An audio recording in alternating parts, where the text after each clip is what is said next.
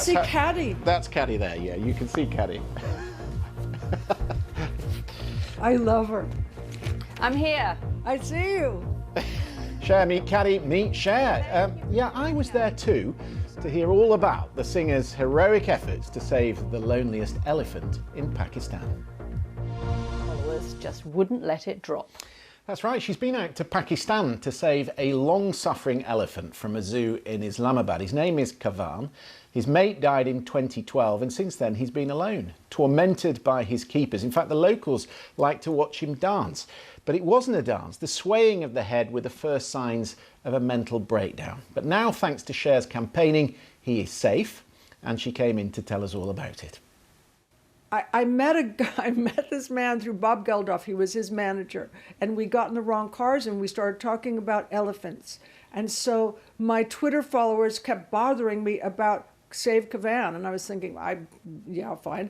And go to Pakistan. And so I thought, I'm an entertainer, I can't do this. So I called this guy, Mark Kaavan, and I said, do you remember me? We rode in a car together, and what do you think about saving an elephant in Pakistan? And he said, oh, good, I'll go right now. And so he went there, and the first thing he did, he walked into the zoo. He said, put a top on the shed, take off the shackles, give us some water, give us some toys, and they did it. Amazing. And then, Cher, you got Kaavan flown to Cambodia and you were there to meet him. What did that feel like when he arrived? It was amazing. It was amazing because, well, we were also happy. I had my friends with me and we were amazed that we actually did this. I am amazed that we actually did this because I never thought I would be going to Pakistan. And when I met the people there, they were very nice. And I never thought I would be bringing an elephant to Cambodia. Cher, when you're not flying around the world rescuing animals and rescuing Kaavan, you're very involved in American politics. You were a big supporter of Joe Biden's. Yes. How are you feeling about the next 4 years in US politics? I don't know, because I know that Trump is doing everything he possibly can. It's like if he can't live in the White House, he's going to burn it down. So I don't know. That's why I'm going there to try to get those 2 senators. I went to Nevada and I went to Arizona and I worked hard there. And I've done lots of Zoom things, but in person is the most important thing to do, even though I was really scared both times. And even in Pakistan, I was scared too because there's so much COVID going on there. But I feel that, you know, I have this saying, stand and be counted or sit and be nothing. Or sing and be counted. You did a cover, didn't you? Yes. Of Happiness is a Thing Called Joe, of the Broadway classic. Yes. For Joe Biden. I did. I rewrote that song because I felt so strongly, I've known Joe since 2006, and I think I know him well.